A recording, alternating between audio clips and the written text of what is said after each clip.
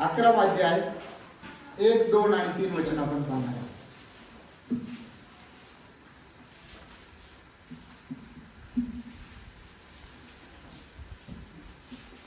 सर्व पृथ्वीची एकच भाषा, एकच बोली होती.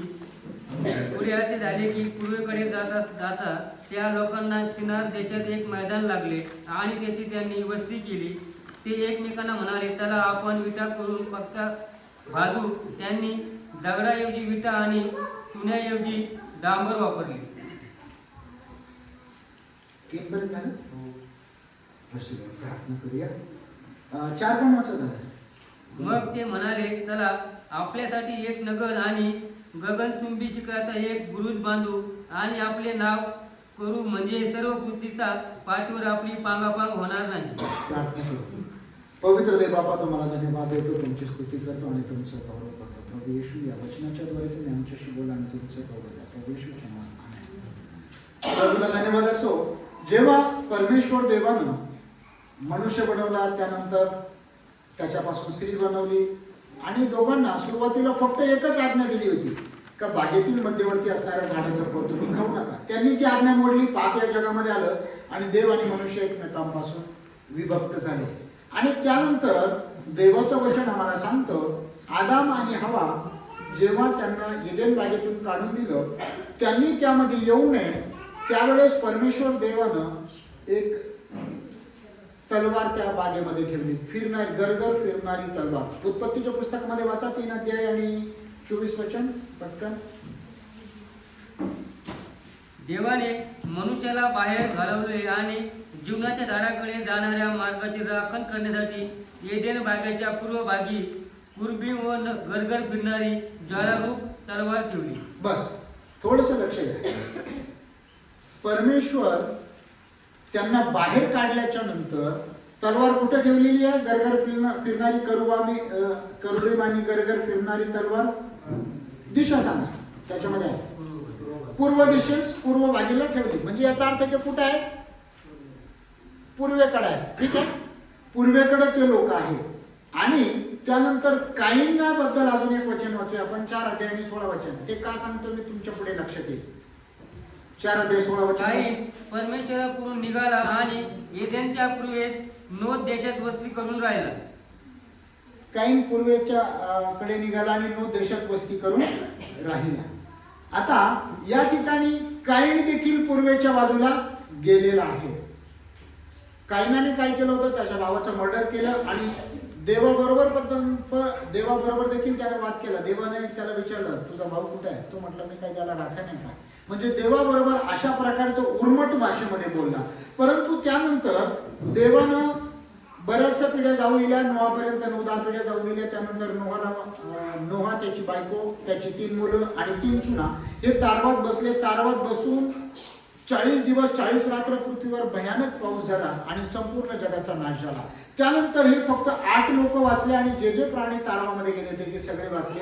या सगळ्या 8 लोकांना परमेश्वरानं आशीर्वाद दिला, आशीर्वादित व्हा आणि बहुगुणित व्हा, पृथ्वी व्यापून टाका. आता हे बाहेर आल्याच्या नंतर परत यांची संख्या वाढली आणि यांची संख्या वाढल्याच्या नंतर, लोकांची संख्या वाढल्याच्या नंतर त्यांनी आता एक निर्णय घेतला. त्यांची संख्या वाढली, ते कसे आहेत? आता त्यांनी निर्णय काय घेतला? पहिल्या वचनामध्ये काय वाचतो आपण? 13 अध्यायामध्ये या परत. सर्व पृथ्वीची एकच भाषा होती. हालेलुया. सर्व पृथ्वीची एकच भाषा होती. कारण हे कोणाचे संतान होते? आदामाच्या नंतर नोहाचे आणि त्याच्या मुलाचे, या 3 मुलांची संतान होते. त्यामुळे ते एकाच कुटुंबातले होते आणि त्या सगळ्यांची एकच भाषा होती. जर एकच भाषा होती तर त्यामध्ये कुठलाही दुरावा असता कामा नये. परंतु त्यांनी निर्णय काय केला की आपण एकच भाषा होती. पुढे असे झाले की पूर्वेकडे जाता जाता त्या लोकांस शिनार देशात एक मैदान लागले, तेथे त्यांनी वस्ती केली. आता या लोकांची एकच भाषा होती, परंतु हे कुठे गेले आणि दिशा कोणती आहे? पूर्व दिशा. या ठिकाणी हे दर्शवतं की देवापासून दूर जाणं. आदाम आणि हवा जेव्हा देवापासून दूर गेले तेव्हा ते कोणत्या दिशेला गेले? मगाशी वाचलं आपण, पूर्व दिशेला गेलेले आहे. आणि या ठिकाणी हे लोक पण परमेश्वराच्या पासून दूर दूर गेलेले आहेत आणि दूर जात असताना त्यांनी अजून एक निर्णय घेतलेला आहे जो चुकीचा निर्णय होता. त्यांना मैदान लागल्याच्या नंतर त्यांनी वस्ती केली. ते म्हणाले चला आपण विटा करून पक्क्या बाजू त्यांनी दगडा ऐवजी विटा आणि चुन्याऐवजी डांबर वापरले. प्रियांनो, या ठिकाणी या लोकांनी, हे लोक जे होते एक प्रकारे आपण त्यांना इंग्रजीमध्ये काउंटरफिट ख्रिश्चन म्हणतात. काउंटरफिट ख्रिश्चन म्हणजे नकली ख्रिस्ती. आम्ही लोकांना दाखवण्यासाठी विश्वास ठेवतो, लोकांना दाखवण्यासाठी आम्ही ख्रिस्ती आहोत, लोकांसमोर आम्ही बरंचसं बायबल वाचन प्रार्थना करण्याचा आम्ही दिखावा करतो. परंतु जेव्हा देवाचा आणि आमचा व्यक्तिगत संबंध येतो त्यावेळेस आम्हाला माहिती होतं की आमचा देवाबरोबर किती सखोल संबंध आहे, किती किंवा खोल आमचं नातं आहे. परंतु प्रियांनो, जर आमचं देवाबरोबर खरोखरच खोल असं नातं आहे तर मग मात्र आम्ही देवाच्या वचनाच्या विरोधात आणि देवाच्या इच्छेविरोधात कधीच करत नाही. आणि या ठिकाणी या लोकांनी निर्णय काय घेतला, चला आपण आपलं एक मोठं गगनचुंबी इमारत बांधू आणि त्या इमारतीमध्ये सगळेजण एकाच इमारतीमध्ये राहू. आणि ती इमारत किती उंच करायची ठरवलं त्यांनी, थेट देवाच्या आकाशापर्यंत भिडेल असं एवढी मोठी इमारत आपण करूया. हा त्यांचा प्लॅन होता. देवाची योजना काय होती, नाही सुरुवातीला देवाने जेव्हा आदामाला बनवलं, हवेला बनवलं, त्यानंतर नोहा आणि त्याच्या परिवाराला आशीर्वाद दिला, बहुगुणित व्हा आणि पृथ्वी, आणि यांनी काय केलंय, पृथ्वी सोडून दिली आणि एकाच जागेवर थेट वरती वरती वरती वरती जायचा प्रयत्न केलाय. कुठपर्यंत, देवापर्यंत. म्हणजे देवाच्या इच्छेच्या विरोधात त्यांनी एकता केलेली आहे. जेव्हा एकता ही देवाच्या गौरवासाठी असते ना त्यावेळेस आमच्या जीवनामध्ये फार मोठा आशीर्वाद असतो. परंतु जेव्हा एकता देवाच्या विरोधात असते त्यामध्ये मात्र आशीर्वाद राहत नाही. स्तोत्र संहिता 133 अध्यायाचं पहिलं वचन वाचा.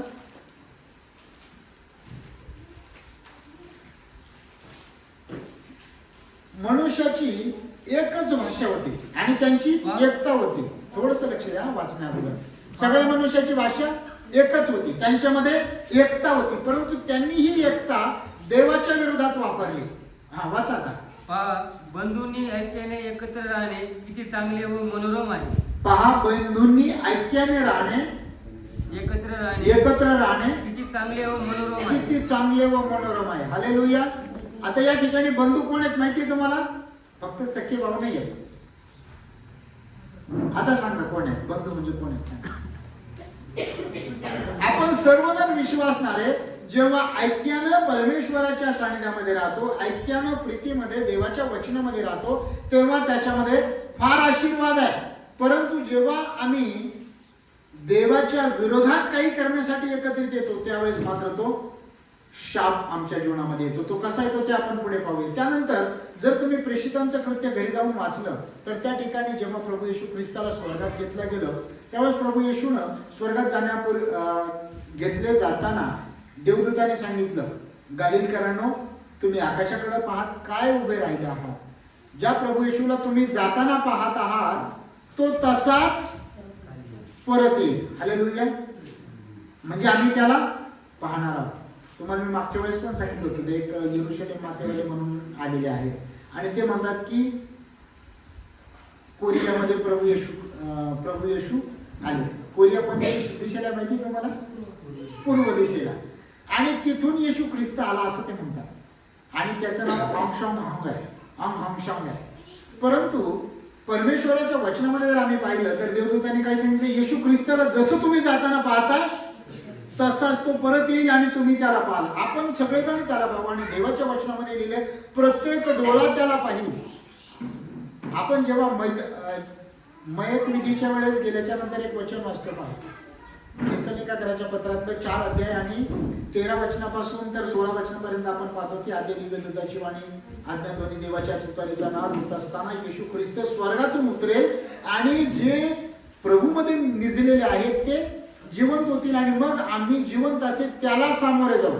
म्हणजे येशू ख्रिस्ताचं दुसऱ्या आगमनाच्या वेळेस काय होणार आहे, त्याची आणि आमची भेट होणार आहे. कितव्या आगमनाला? दुसऱ्या आगमनाला. प्रभू येशू आले हे पहिलं आगमन. आता जेव्हा प्रभू येशू ख्रिस्त येतील तेव्हा त्यांची आणि आमची समोरासमोर भेट होणार आहे. परंतु त्यांची आणि आमची या शब्दामध्ये आमची म्हणजे जे आपण त्याच्यावर विश्वास ठेवणार आहे, फक्त आपणच. ज्यांचा विश्वास नाही ते त्याच्यामध्ये असणार नाहीये. आणि मग आमची आणि प्रभू येशूची भेट होणार आहे. आणि मग या काळामध्ये शैतान फार धूर्त आहे. तो तुम्हाला काय सांगतो, येशू इकडे आला तिकडे आला. आणि जर तुम्ही घरी गेल्याच्या नंतर मत्ती शुभवर्तमान 23 अध्याय आणि त्यानंतर मार्क शुभवर्तमान 13 अध्याय जर वाचला तर त्याच्यामध्ये असं लिहिलंय की बहुतेक खूप लोकांना, पुष्कळ लोकांची फसवणूक होईल. अक्षरशः विश्वासणाऱ्यांची देखील फसवणूक होईल. त्यांना सांगितलं जाईल येशू इकडून आले तिकडून आले. परंतु असं लिहिलं तुम्ही त्याच्यावर विश्वास ठेवू नका. आणि सध्या ती गोष्ट घडत आहे. अनेक लोक म्हणतात इकडे येशू दिसले तिकडे आले, आम्हाला असे दिसले. परंतु आम्ही त्याला, त्या प्रभू येशूला रोज पाहतोय. हालेलुया. खरं खरं प्रामाणिकपणे मी सांगा, रोज कोण पाहतं बरं प्रभू येशूला? अच्छा, दादाचा वरती आहे. अजून कोण पाहतं? सुरेखाताई, मावशी, योगिताताई. तुम्ही बाकीचे बायबल वाचत नाही का? बायबलमध्ये काय लिहिले? प्रारंभी शब्द होता, शब्द देव होता, शब्द देवाचा होता. आणि मागच्याच आठवड्यामध्ये आपण वचन वाचलं होतं तेसलोनिकराच्या पत्रामध्ये 2 अध्यायाच्या 24, 25, 26 वचनामध्ये तो येशू वचन आहे. येशू कोण आहे? आणि मग जेव्हा तुम्ही वाचता तेव्हा तुम्ही कोणाला पाहता? प्रभू येशूला. तुम्हाला अनेक लोक म्हणतील मला रात्री दृष्टांत झाला, मी येशूला पाहिलं. तुम्ही त्याला सांगा मी रोज येशूला पाहतो. आत्ता म्हटलं तरी आत्ता बोलवू शकतो. हालेलुया. आणि विश्वास ठेवा, जेव्हा ते वचन आणि तुम्ही एकत्रित राहता ना, देवाच्या वचनामध्ये लिहिलंय जर माझी वचने तुमच्यामध्ये राहिली आणि तुम्ही माझ्यामध्ये राहिला तर जे काही पाहिजे असेल ते मागा म्हणजे तुम्हाला प्राप्त होईल. म्हणजे तुमच्या प्रार्थनेला उत्तर 100% या ठिकाणी आहे. परंतु त्यासाठी अट ही आहे की आम्ही देवाच्या वचनामध्ये राहणं गरजेचं आहे. आणि या ठिकाणी हे लोक मात्र देवाच्या वचनामध्ये न राहता प्रभूच्या वचनाच्या विरोधात गेले. आणि मग मी मगाशी तुम्हाला सांगितलं गालिलकराच्या लोकांना देवदूतांनी सांगितलं की प्रभू येशू ख्रिस्त घेतले गेलेले आहेत तसेच ते येतील. आणि मग ते जेव्हा माघारी आल्याच्या नंतर माडीवर ते प्रार्थना करत होते. 120 लोक त्या ठिकाणी प्रार्थना करत होते. 120 लोकांमध्ये येशूचे भाऊ आणि येशूची आई धन्य मारिया देखील त्या ठिकाणी होती. आता मग हे सगळे 120 लोक माघारी आल्याच्या नंतर आता या बाकीच्या शिष्यांनी असं म्हटलं का आता नाही, प्रभू येशू ख्रिस्त तर गेलेत, आता प्रभू येशू ख्रिस्ताच्या नंतर येशूची आई आता मारिया आहे, चला तिच्याकडे प्रार्थना करा, मारिया तू आमच्यासाठी विनंती कर, असं ते म्हटलेत का? नाही. जर तुम्ही तो अध्याय वाचला प्रेषितांचं कृत्य 2 अध्यायामध्ये सगळे ते लोक एकचित्ताने प्रार्थना करत होते. मग ते कोणाकडे प्रार्थना करत होते? प्रभू येशूकडे. आणि त्यानंतर एक गोष्ट घडली. काय गोष्ट घडली? पण तो प्रेषितांच्या कृत्यामध्ये 1 अध्यायामध्येच आहे ते एक चित्ताने ते लोक प्रार्थना करत होते. 2 अध्यायामध्ये नाही, 1 अध्यायामध्ये 14 वचनामध्ये हे सर्वजण आणि त्यांच्यासह कित्येक स्त्रिया येशूची आई मरिया व त्याचे भाऊ एक चित्ताने प्रार्थना व विनंती करण्यात तत्पर असत. बस हे सगळेजण प्रार्थना करत होते. मारिया पण प्रार्थना करत होते. मग मारिया कोणाकडे प्रार्थना करत होती? प्रभू येशूकडे. आणि 2 अध्यायामध्ये जर आम्ही वाचलं तर हे सगळेजण प्रार्थना करत असताना अजून एक गोष्ट घडली. पवित्र आत्मा त्यांच्यावर आला आणि ते अन्य भाषा बोलू लागले. परत एकदा अन्य भाषेबद्दल मी तुम्हाला थोडक्यात सांगतो. याच्या अगोदर पण सांगितलेलं आहे. अन्य भाषा याच 2 अध्यायामध्ये त्याचं अधिक वर्णन केलेलं आहे. 5वं वचन वाचा, त्यातलं 2 अध्यायाचं 5वं वचन. त्यावेळेस आकाशाखालच्या प्रत्येक राष्ट्रातील भक्तिमान यहुदी येरुशलेमेत राहत होते. पुढे तो नाश झाल्यावर लोक समुदाय एकत्र होऊन गोंधळून गेला, कारण प्रत्येकाने त्यांना आपापल्या भाषेत बोलताना ऐकले. बस या ठिकाणी हे कोणत्या भाषेत बोलत होते? अन्य भाषा जी होती ती कोणाची भाषा होती? बाकीच्या लोकांनी त्यांना आपापल्या भाषेत देवाचं वचन बोलताना ऐकलेलं आहे. आणि 11 वचन वाचा त्यातलं. क्रेती, अरब असे आपण त्यांना आपापल्या भाषात देवाची महत्त्व कृत्य सांगताना ऐकतो. क्रेतीय, अरब, पूर्ण वाचा. मातृभाषेत असा शब्द आहे तिथे काही असे आपापल्या भाषेत म्हणजे मातृभाषेत आहे. ठीक आहे, पुढे वाचा. असे आपण त्यांना आपापल्या भाषात देवाची महत्कृत्य सांगताना ऐकतो. आपापल्या भाषेत त्यांना देवाची महत्कृत्य सांगताना ऐकत आहेत. आता या ठिकाणी सगळेजण एकत्रित आहेत आणि भाषा कोणती बोलत आहेत? वेगवेगळी भाषा बोलत आहेत. त्यानंतर अन्य भाषा जी आहे, बहुतेक लोकांना असं वाटतं की एखाद्यामध्ये अन्य भाषा आली म्हणजे पवित्र आत्मा आला. बरोबर आहे, पवित्र आत्मा आल्याच्या नंतर अन्य भाषा येते. परंतु अन्य भाषा एखाद्याला बोलता येत नाही याचा अर्थ त्याच्यामध्ये पवित्र आत्मा नाहीये का? करिंथीच्या पहिल्या पत्रामध्ये 12 अध्याय 3 वचन काय वाचतं? 3 वचन काय दिले? पटकन वाचा. म्हणून मी तुम्हाला कळवतो की देवाच्या आत्म्याच्या योग्य बोलल्या वाचून कोणीही माणूस येशू शापित आहे असे म्हणत नाही. कोणीही माणूस येशू शापित आहे असं म्हणत नाही. आणि पवित्र आत्म्याच्या योग्य बोलण्या वाचून कोणालाही येशू हा प्रभू आहे असे म्हणता येत नाही. कोणालाही येशू प्रभू आहे असे म्हणता येत नाही. आणि एखाद्या मनुष्याचं तारण कधी होतं? रोमकराच्या पत्रामध्ये 10 अध्याय 9 वचन जर तुम्ही वाचलं, काढू नका, त्या ठिकाणी असं लिहिलंय, जर येशू प्रभू आहे असे तू आपल्या मुखाने कबूल करशील तर तुला तारण प्राप्त होईल. तारण म्हणजे पापांची क्षमा. तुमचं सगळ्यांचं तारण झालेलं आहे, म्हणजे तुम्ही येशूला प्रभू म्हणून कबूल केलेलं आहे की नाही? आणि तो वचन काय सांगतं? परमेश्वराच्या आत्म्याच्या योगे बोलल्या वाचून येशू प्रभू आहे असं कोणी कबूल करू शकत नाही. तुम्ही येशूला कबूल केले जरी तुम्ही अन्य भाषा बोलत नाही तर मग याचा अर्थ पवित्र आत्मा तुमच्यामध्ये नाही का? पवित्र आत्मा आहे. आणि मग पवित्र आत्मा आहे याचं चिन्ह मी याच्या अगोदर पण एकदा तुम्हाला सांगितलं होतं. प्रेषितांच्या कृत्यामध्ये 1 अध्याय 8 वचन काय? कोणाचा पाठ आहे? पवित्र आत्मा तुमच्यावर येईल. आता सांगा, तुम्हाला सामर्थ्य प्राप्त होईल. यरूशलेम, यहुदिया, शोमरोना व पृथ्वीच्या शेवटापर्यंत तुम्ही माझे साक्षी व्हा. म्हणजे जेव्हा येशू ख्रिस्ताची जी साक्ष आहे किंवा येशू ख्रिस्ताबद्दल किंवा त्याच्या वचनाची जेव्हा तुम्ही घोषणा करता तेव्हा कशाच्या द्वारे करता? तुमच्यावर पवित्र आत्मा आल्याच्या नंतर पहिली गोष्ट ही घडणार, तुम्ही इतर लोकांना त्याच्याबद्दल सांगणार, देवाच्या बद्दल सांगणार. हालेलुया. आणि मग आम्हाला एखादा पालक म्हणणार तुमच्यामध्ये अन्य भाषा नाही म्हणजे तुमच्यामध्ये पवित्र आत्मा नाही. त्या पालकाला विचार, पालक साहेब तुम्ही सुवार्ता सांगता? सुवार्ता काय? अनेक तुमच्या माहितीसाठी सांगतो, अनेक पालकांना सुवार्ता काय हेच माहिती नाही. त्यांना जर विचारलं सुवार्ता काय, ते म्हणतात येशू आरोग्य देतो, येशू बरं करतो, तुमचे प्रॉब्लेम सॉल्व्ह करेल. सुवार्ता ही नाही. आपल्या मंडळीतील प्रत्येकाला सुवार्ता काय हे माहिती आहे. काय सुवार्ता? एका आवाजात सांगा. सुवार्ता काय? मरण पावला, त्याला पुरण्यात आलं आणि परत तिसऱ्या दिवशी जिवंत झाला. ही सुवार्ता आहे. करिंथीच्या पहिल्या पत्रामध्ये 15 अध्यायाच्या 1 ते 5 वचनामध्ये ही सुवार्ता आहे. आणि ही सुवार्ता जेव्हा एखादा व्यक्ती प्रभू येशूची सुवार्ता इतर लोकांना सांगतो, पवित्र आत्मा आल्याच्या नंतर पहिली गोष्ट ही घडते. परंतु तरी पण एखाद्याच्या डोक्यात खटका आहे, अन्य भाषा. अन्य भाषा ही कोणासाठी आहे? अनेक लोक चर्चमध्ये सगळेच अख्खा चर्च रबा करतात. परंतु चर्चमध्ये अन्य भाषा किती लोकांनी बोलावी, कशी बोलावी याच्या संबंधाने जर आम्ही पाहिलं, आणि अन्य भाषा कोणासाठी आहे?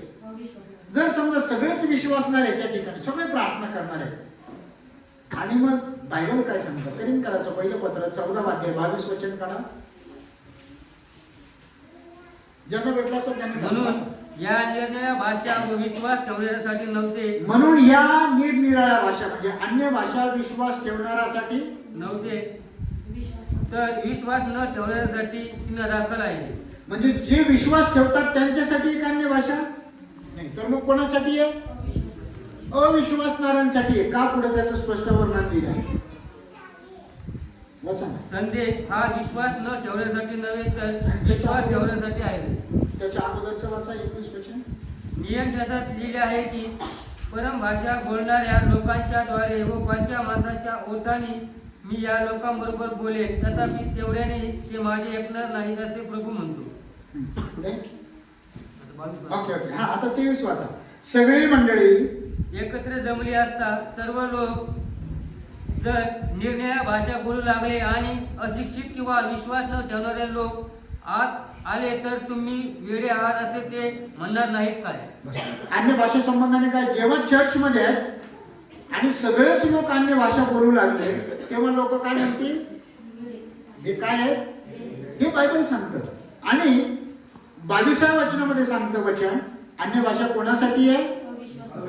म्हणजे ज्याचा विश्वास नाही असा एखादा माणूस जर त्या ठिकाणावरून समोरून जर चालला तर त्याच्या लक्षात येईल, अरे ही तर आमची भाषा बोलत आहे.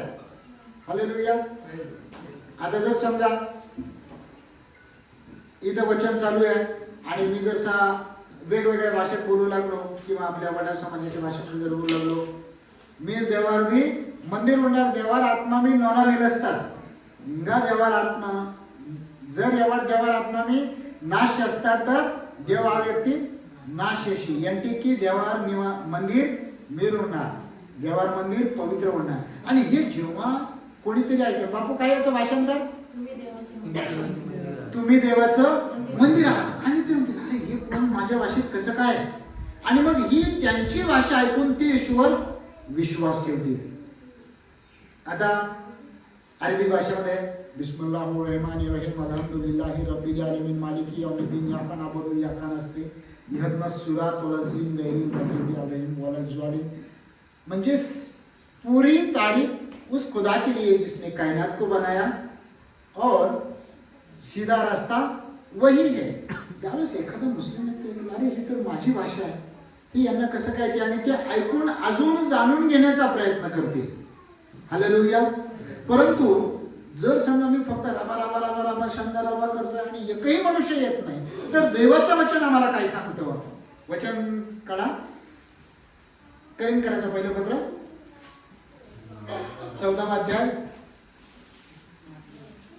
27 वचनाचं. अन्य भाषा बोलण्याच्या तर बोलणारे दोघे किंवा फार तिघे असावे, अधिक नसावे, तो त्यांनी पाळीपाळीने बोलावे. आणि बस या ठिकाणी आज्ञा आहे. पवित्र शास्त्रामध्ये आज्ञा काय अन्य भाषेविषयी. अन्य भाषा बोलणारे किती जण पाहिजे चर्चमध्ये, दोघी. आणि लिहिले पराकाष्ठा म्हणजे फार झालं तर तिघ, त्याच्यापेक्षा जास्त असू नये. आता या तिघांनी एकाच वेळेस अन्य भाषा बोलायची नाहीये, तर कशी बोलायची आहे, आळीपाळीनं. जर समजा गणेश ब्रदरला अन्य भाषा आली तर गणेश ब्रदर बोलणार, गणेश ब्रदरचं बोलून झाल्याच्या नंतर सुधीर भाऊ बोलणार, त्यानंतर बहिणीतून एखादी बहीण बोलणार. तिघांनी चौथ्यांना बोलायची इच्छा झाली तरी त्यांनी बोलू नये असं देवाचं वचन सांगतं. आता पहिली अट काय आहे की त्या एकाच वेळेस बोलायच्या नाही, जास्त लोकांनी बोलायच्या नाही. किती लोकांनी, फक्त तिघांनी.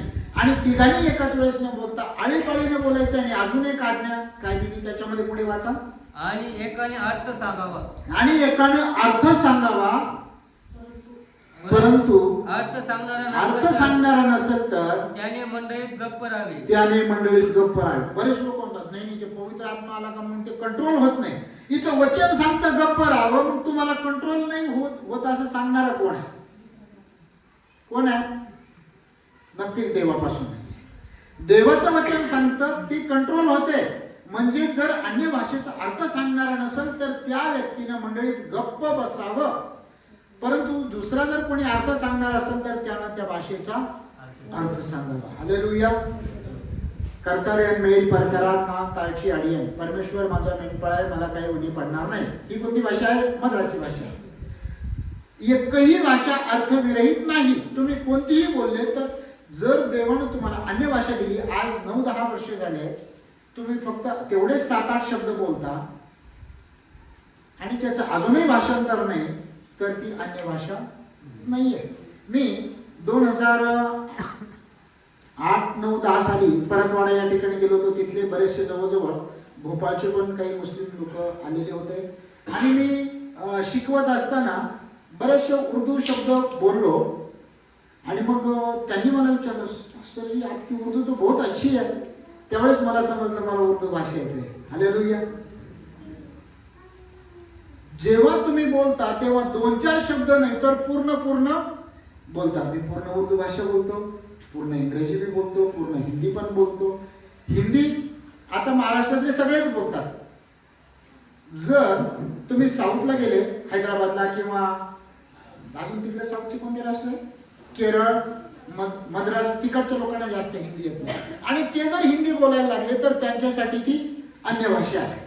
जर एखादा केरळचा मनुष्य किंवा दुसरे मनुष्य जर मराठी भाषेमध्ये बोलतात तर त्यांच्यासाठी ती अन्य भाषा आहे. आता मी परवा दिवशी एका लग्नाला गेलो होतो. तिथे एक सुभाष नेगन देवाचे सेवक आहे, ते साऊथचे आहेत, परंतु उत्तम मराठीमध्ये त्यांनी संदेश दिला. अन्य भाषा आहे की नाही त्यांच्यासाठी. हालेलुया. फक्त 2-4 शब्द नाही बोलले की तुम्ही कशा आहात, बरे आहेत का, तेवढीच नाही. अन्य भाषा ही पूर्ण परमेश्वर देतो. इंग्रजी जर तुम्ही बोलता तर ती पण तुमच्यासाठी अन्य भाषा आहे. मला एक म्हणजे फार वर्षापूर्वी पाथर्डी या ठिकाणी एक तरुण मुलगा होता. प्रभूमध्ये आल्याच्या नंतर त्याचं शिक्षण फक्त 6वी आणि त्यानं प्रभूकडे प्रार्थना केली, प्रभू मला अन्य भाषा इंग्रजीच बोलायची. आणि प्रभूने त्या तरुण भावाला उत्तर दिलं. तो तरुण भाऊ चांगल्या प्रकारे इंग्लिश बोलायला लागला, चांगल्या प्रकारे इंग्रजीचं भाषांतर पण करायला लागला. शिक्षण फक्त 6वी.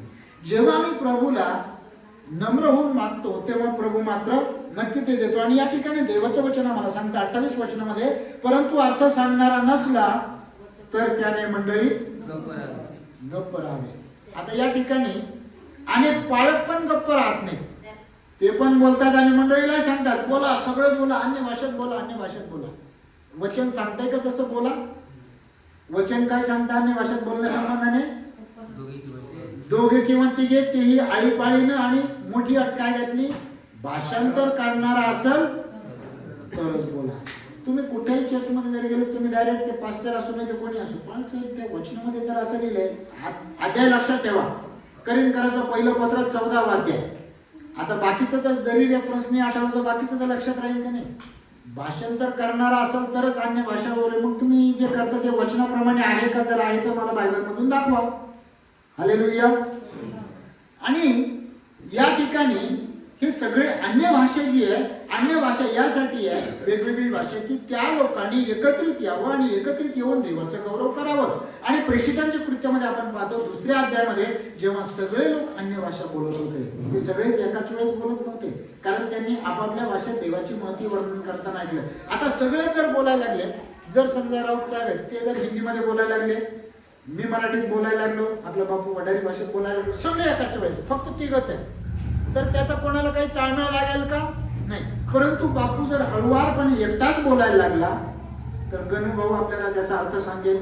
राऊत साहेब हिंदीत बोलायला लागले किंवा कन्नडा भाषेत बोलायला लागले तर कोणाला तरी जर त्याचा अर्थ आला तर ते सांगतील किंवा दुसऱ्यांना तो अर्थ कळेल. आणि या ठिकाणी जेव्हा प्रेषितांच्या कृत्यामध्ये ते लोक भाषा बोलत होते त्यावेळेस बाकीचे लोक ते ऐकत होते आणि ते सगळे म्हटले ही तर आमची मातृभाषा. हालेलुया. आणि मग ही भाषा त्यांनी देवाच्या गौरवासाठी, ऐक्यासाठी त्यांनी बोललेली आहे. परंतु जे आम्ही पाहतो उत्पत्तीच्या पुस्तकामध्ये जाऊया परत 13वा अध्यायाचं, इथं त्यांची सगळ्यांची भाषा एकच होती आणि त्यांनी ती भाषा काय म्हटलं, आपली भाषा एकच आहे, आपण इथंच राहायचं, इथून कुठं हलायचं नाही. सगळं त्यांनी कुठे गेले? देवाच्या विरोधात गेले.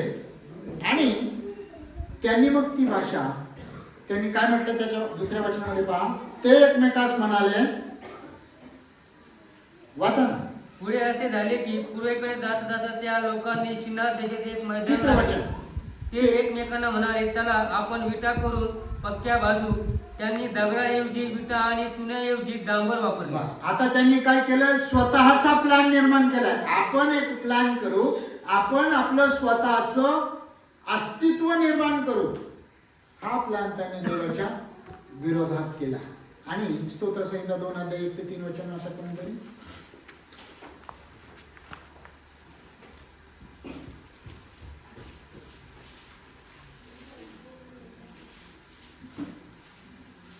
राष्ट्राने दंगल का मारतात? लोक व्यर्थ योजना का करतात? परमेश्वराविरुद्ध व त्याच्या अभिषिक्ताविरुद्ध पृथ्वी राजे उठले आहेत. बस, हे कोण आहे देवाच्या विरोधात उठलेले? अख्खे देश देवाच्या विरोधात उठलेले आहेत. राष्ट्रांनी दंगल मांडलेली आहे, देवाच्या विरोधात ते गेलेले आहेत. प्रियानो, देवाच्या विरोधात जर एकता जी आहे, एकता ही चांगली आहे, परंतु ती एकता जर देवाच्या विरोधात असेल तर त्यामध्ये मात्र आमचं नुकसान आहे. आणि जर आमच्याकडे एकता आहे परंतु जर आम्ही देवाच्या अधीन नाही तर ती एकता काहीच कामाची नाही. आणि मग अनेक कुटुंबामध्ये पण जर समजा एकता आहे परंतु ते कुटुंब जर देवाच्या अधीन नाही तर त्या कुटुंबामध्ये शांती राहत नाही. चर्चमध्ये एकता आहे परंतु देवाच्या अधीन नाही तर तेही कामाचं नाही आहे. राज्यामध्ये एकता आहे, देवाच्या अधीन नाही, ते कामाचं नाही आहे. प्रियानो, आम्ही जर चर्चमध्ये आमची एकता आहे तर आम्ही एकमेकांवर प्रीती करणं गरजेचं आहे. बऱ्याचदा आपल्या चर्चमध्ये काय होतं, चर्च संपलं की सगळे जे ते फास्ट स्वतःच्या कामासाठी निघून जातात. परंतु मी तुम्हाला या अगोदरही सांगितलं, एकमेकांना भेटत चला. काही जर समस्या असतील तर एकमेकांना सांगत चला. तुम्ही एकमेकांना समस्या सांगितल्याच्या द्वारे तुम्ही प्रार्थना केल्याच्या नंतर तुमच्या प्रार्थनेला परमेश्वर उत्तर देतो, कारण तुम्ही सर्वसामान्य नाहीये. आता बऱ्याचदा कोणाबरोबर जर काही वाद झाला तर आपण समोरचे दोघं पण म्हणतात मी काही कमी नाहीये, मी काही कमी नाही, याचा अर्थ मी पुरून उरेल. परंतु प्रियांनो, हीच गोष्ट जेव्हा प्रार्थनेच्या संबंधाने येते त्यावेळेस पण आम्हाला हे शब्द वापरायचे आहेत. मी कमी नाही, मी देवाचं मुलं आहे, देव माझी पण प्रार्थना ऐकतो. हालेलुया. शैतान फार धोका आहे. तो म्हणतो नाही, पालक साहेबांनी प्रार्थना केली तरच होईल. परंतु तुम्ही कोण आहात? देवाचं तुमचं नातं काय आहे? कुठे लिहिलं आहे? तुम्ही देवाचं मुलं आहे, कुठे लिहिलं आहे? नाही आठवत? वचन 12 वचन आहे. योहान शुभवर्तमान 1:12 काय आहे? जितक्यांनी त्याचा स्वीकार केला तितकेच त्यांनी त्याची मुले होण्याचा अधिकार दिला. तुम्ही डायरेक्ट त्या देवाचं मुलं आहात आणि जर तुम्ही त्या देवाचं मुलं आहात तो देव तुमचा पिता आहे, तुमची प्रार्थना ऐकली जाणार नाही का? तुमची प्रार्थना ऐकली जाते. म्हणून एकमेकांसाठी प्रार्थना करा असं देवाचं वचन आम्हाला सांगतं. एकमेकांसाठी प्रार्थना करण्यासंबंधाने याकोबाच्या पत्रामध्ये घरी गेल्याच्या नंतर वाचा, 5व्या अध्यायामध्ये निवांत वाचा. आम्हाला एकमेकांसाठी प्रार्थना करणं गरजेचं आहे. म्हणून एकमेकांना भेटा. दुसरी गोष्ट, आमच्यामध्ये एकता आहे. आता जर आपल्या चर्चमध्ये कोणाचा जर बप्तिस्मा असेल, वाढदिवस असेल, आता माझ्या वाढदिवसाला तुम्ही पुष्कळाने शुभेच्छा दिल्या, पाटीलबाईच्या वाढदिवसाला शुभेच्छा दिल्या, परंतु जेव्हा मंडळीतील कोणाचा तरी वाढदिवस असतो तुम्ही वाचून दुर्लक्ष करू नका. तुम्ही त्या व्यक्तीवर प्रेम करता, कारण ते आपले बंधू आहेत. आपण चर्च जे आहे एक परिवार आहे आणि एक परिवार आहे तर कोणाचाही वाढदिवसाचं जर टाकली पोस्ट तर त्याला शुभेच्छा द्यायला काय बिघडणार आहे? आपलं 2 मिनिटं टायपिंग करायला लागतील किंवा समोरच्याच कोणीतरी केला असेल मेसेज, तो कॉपी करून पाठवून द्या ना, समोरच्या व्यक्तीला आनंद वाटेल. तुम्ही त्याच्यावर प्रीती करता हे तुमच्या कृतीच्या द्वारे दाखवा. जर समजा तुम्हाला लिहायला प्रॉब्लेम असेल तर त्या व्यक्तीला फोन करा, फोन करून म्हणा तुम्हाला वाढदिवसाच्या हार्दिक शुभेच्छा. हालेलुया. ते फार आनंद वाटेल त्या व्यक्तीला आणि त्यानंतर तुम्हाला पण फार आनंद वाटेल. याचा अनुभव घेऊन पहा. इथून पुढे चर्चे ग्रुपवर कोणाचाही बर्थडे असतो, तुम्हाला भले तुमची त्यांची जास्त ओळख नसेल, त्याचा नंबर त्या ठिकाणावरून काढा, एक फोन करा आणि फोनवर शुभेच्छा द्या. हालेलुया. आमची एकता या ठिकाणी प्रदर्शित होणं गरजेचं आहे. प्रभूमध्ये आमची एकता असणं गरजेचं आहे. आणि या लोकांची एकता जी होती ती मात्र परमेश्वराच्या विरोधात गेली आणि त्यांनी काय म्हटलं, चला आपण पक्क्या विटा भाजू, आणि दगडाऐवजी त्यांनी काय केलं, विटा बनवल्या. आता या ठिकाणी देवाच्या विरोधात कसे गेले बरं? ते दगडाऐवजी विटा बनवल्या. बरोबर बरोबर आहे दादा, व्हेरी गुड. दगड म्हणजे ख्रिस्त येशू आहे. हा पण मुद्दा भेटला मलाच.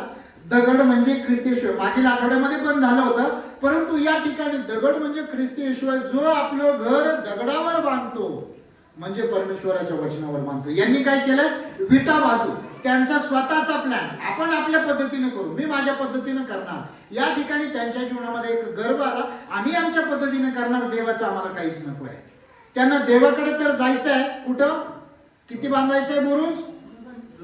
गगनचुंबी बांधायचा. देवापर्यंत जाऊन तो पोहोचला पाहिजे. देवापर्यंत तर जायचं आहे, परंतु देवाच्या मदतीशिवाय हे शक्य आहे का? आणि मग त्यांनी विटा भाजल्या आणि चुन्याच्या ऐवजी डांबर वापरलं, म्हणजे स्वतःची निर्मिती करून त्यांनी ते केलं. बरेचसे लोक आहेत, चला आपण आपल्या पद्धतीनं आपलं स्वतःचं वंश, आपलं स्वतःचं गणगोत, आपलं स्वतःचं चर्च, आपल्या स्वतःचे डिनॉमिनेशन त्याच्यामध्ये पंथ, आपला स्वतःचा पंथ बनवूया आणि आपल्या पद्धतीनं आपण जीवन जगूया. प्रियानो, बऱ्याचदा आमच्या जीवनामध्ये पण हेच होतं. आम्ही जेव्हा परमेश्वरापासून दूर जातो तेव्हा म्हणतो नाही, मी चर्चला जरी मी जातो, घरी बायबल वाचतोय ना. खूप लोकांचं असं म्हणणं आहे. त्यांना जर विचारलं चर्चला काय नाही येत, नाही आज काम होतं, खूप काम आहे, परंतु बाळासाहेब आम्ही बायबल वाचतो, घरी बायबल वाचतो, घरी प्रार्थना करतो. हे त्यांच्या पद्धतीनं. देवाची योजना काय? मगाशी काय वाचलं आपण, स्तोत्र 133 अध्यायाच्या पहिल्या वचनामध्ये, बंधूंनी ऐक्याने राहणं किती मनोरम आहे. परंतु आम्ही म्हणतो नाही, आज मला काम आहे, मी आज येणार नाही. तुम्ही जर डिस्कवरी पाहिलं, डिस्कवरी चॅनल पाहिलं किती, कोणी प्राण्यांचं, जेव्हा एखादा सिंह किंवा वाघ किंवा चित्ता कळपामध्ये जे प्राणी तो बघतो, कळपामध्ये, तो कळपामध्ये डायरेक्ट घुसून हल्ला करत नाही, तर कसा हल्ला करतो? तो काय करतो, एकटा प्राणी जर एका बाजूला गेलेला आहे तर मग मात्र त्याच्यावर तो हल्ला करतो. प्रियांनो, शैतान पण आम्हाला असंच करतो. तो काय करतो, आम्हाला कळपापासून वेगळा करतो. तो नाही आजचे दिवस आहे ना, लग्नाला गेल्याने काय बिघडणार आहे, जवळचं लग्न आहे, जाणं गरजेचं आहे, आणि आम्हाला तो वेगळं करतो. कधी कधी म्हणतो नाही आज ह्या कामाला तुला जाणं गरजेचंच आहे, नाही तर मग पैसे नाही राहणार ना, बाजारला काय राहणार आहे.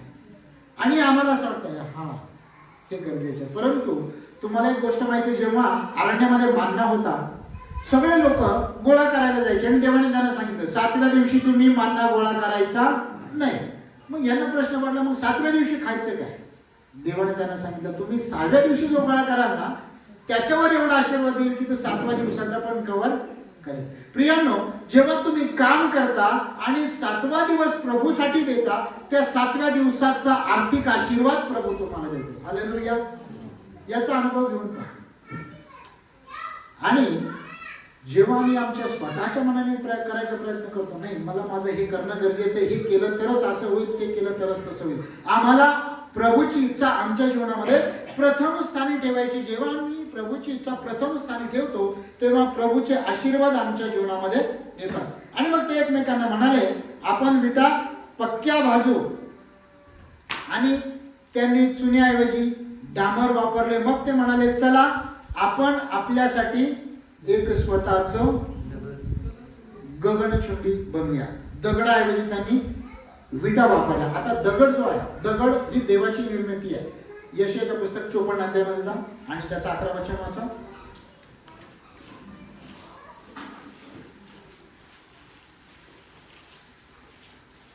आगे पिडलेले, वादळाने त्रस्त झालेले, सांत्वन न पावलेले मी तुझ्या पाषाण सुरमय प्रकारे वसवीन आणि नीलमण्याने तुझा पाया घालीन.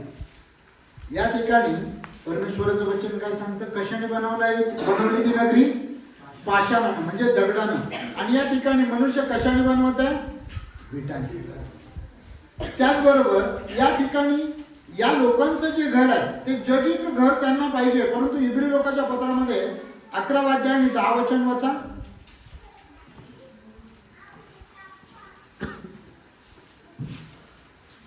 कारण पाय असलेल्या व देवानी योजनेच्या बांधलेल्या नगराची तो वाट पाहत होता. पाया असलेल्या व देवानी योजनेच्या बांधलेल्या नगराची तो वाट पाहत होता.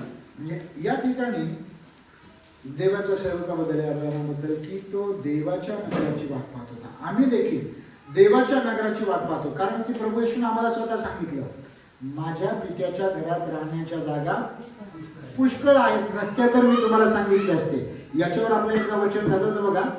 आता हे जे वचन आहे माझ्या पित्याच्या घरात राहण्याची जागा पुष्कळ आहे, बहुतेकदा मैत्यामध्ये वापरलं जातं. परंतु याचा अर्थ डायरेक्ट वधू वराच्या लग्न संबंधाने जेव्हा यहुदी लोकांचं लग्न केलं जायचं आणि त्यांच्या लग्नाला त्यांचं लग्न जमल्याच्या नंतर 1-2 वर्षाचा कालावधी असायचा. आणि जेव्हा त्यांचं लग्न फिक्स व्हायचं झाल्याच्या नंतर वर वधूला म्हणायचं माझ्या पित्याच्या घरात जागा तयार झाली की मी तुला घ्यायला येईल. आणि प्रभू येशूनं मंडळीला सांगितलं, शिष्यानं सांगितलं की माझ्या पित्याच्या घरात राहण्याच्या जागा पुष्कळ आहेत, तयार झाल्या की मी तुम्हाला येईल आणि तुमचा आपल्या बरोबर घेऊन जाईल. या ठिकाणी कोकरा म्हणजे परमेश्वराचा पुत्र प्रभू येशू आहे आणि वधू म्हणजे मंडळी, म्हणजे आपण सर्वजण ती वधू आहोत. आणि तो कोकरा वधूला अभिवचन देतो की माझ्या पित्याच्या घरात राहण्याच्या जागा पुष्कळ आहेत. म्हणजे जेव्हा मी हे जग सोडून स्वर्गीय राज्यात जाऊ त्या ठिकाणी खूप सुंदर सुंदर रूम आणि बंगले सगळ्यांसाठी आहेत. हालेलुया.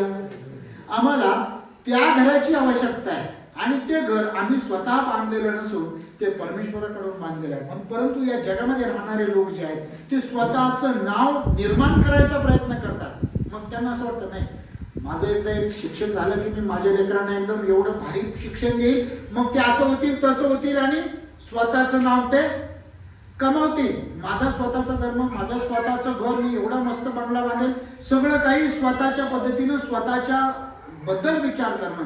परंतु जर परमेश्वराचं वचन सांगतं परमेश्वर जर घर बांधत नाही म्हणजे या ठिकाणी कोणतं घर, म्हणजे परमेश्वराने येऊन खाली आमचं घर बांधायचं आहे का? आम्ही दगडानं विटानं चांगला बंगला बांधू, परंतु परमेश्वर त्या कुटुंबामध्ये जर प्रीती ठेवत नाही, ऐक्याने राहत नाही, तर त्या कुटुंबाचा काही फायदा आहे का? आम्ही आमच्या कुटुंबामध्ये एकता, प्रीती, ऐक्य हे राहणं गरजेचं आहे.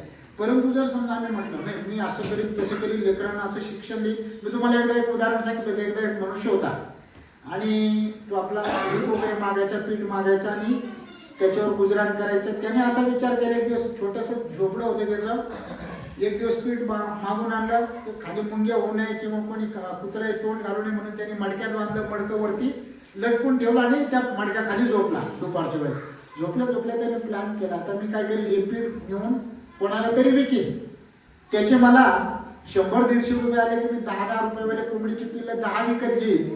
नंतर ते कोंबडीची पिल्लं जास्त होती, मग त्याच्या 100-200 कोंबड्या झाल्या की मी अजून त्याचे काय करेल, बकऱ्या विकत घेईन. मग बकऱ्याला पिल्लं होतील, बकऱ्या लय मोठ्या वाढल्या की मग मी म्हशी घेईन आणि मग त्या म्हशीला पिल्लं होतील, माझा दुधाचा व्यवसाय राहील आणि खूप मोठ्या म्हशी होतील. त्यानंतर माझं लग्न होईल आणि मग मी धार काढेल सकाळी सकाळी आणि माझा मुलगा रांगत माझ्याकडे येईल आणि मी माझ्या बायकोला आवाज देईल, अगं हे बाळाला घेऊन जा, पण ती काय ऐकणार नाही. मग मला लय राग येईल, मी जाईन आणि अशी बायकोच्या कपड्यात लाथ घाली आणि त्यांनी लाथ घातली आणि ते पिठाचं मडकं सगळं त्याच्या अंगावर. बऱ्याचदा आम्ही अशा प्रकारे कल्पना करतो, आमचं मुलगा असं होईल, आमचं मुलगा तसं, आणि परंतु तो मुलगा प्रभूच्या वचनामध्ये आहे का? जर तो प्रभूच्या वचनामध्ये नाही आणि तो किती मोठा झाला आणि तुम्हाला सोडून गेला, तुमच्या विरोधात गेला, तर काय फायदा? आम्हाला आमच्या लेकरांना प्रभूच्या वचनामध्ये वाढवायचं. जेव्हा मी आमच्या लेकरांना प्रभूच्या वचनामध्ये वाढवतो त्यावेळेस 2 गोष्टी घडतात. खूप वेळा सांगितलं मी तुम्हाला. काय सांगितलं होतं? त्या मुलांचं आणि अजून दीर्घ आयुष्य मिळतं. या 2 गोष्टी आमच्या लेकरांच्या जीवनामध्ये वाढतात, येतात, आमच्या कुटुंबामध्ये येतात. म्हणून आम्हाला स्वतःच, मला माझं शिक्षण, लेकरांचं शिक्षण करायचंय, संपत्ती मिळवायची, मला प्रसिद्धी मिळवायची, लोकांनी मला असं माझी वाहवा केली पाहिजे, लोकांनी मला सलाम ठोकला पाहिजे, या गोष्टीकडे आम्हाला दुर्लक्ष करायचंय. आणि ख्रिस्ताचं नाव माझ्याद्वारे इतर लोकांपर्यंत पोहोचलं पाहिजे. म्हणून योहान प्रभू येशू संबंधाने म्हटलं होतं, बप्तिस्मा करणारा योहान, त्याची वृद्धी हो आणि माझा ह्रास हो. म्हणजे आमचं नाव माघारी आलं पाहिजे आणि मोठं नाव कोणाचं गेलं पाहिजे? ख्रिस्ताचं. आणि जेव्हा ख्रिस्ताचं नाव आमच्यामुळे मोठं होतं ना, तेव्हा आमचं नाव आपोआप पुढे येतं. हालेलुया.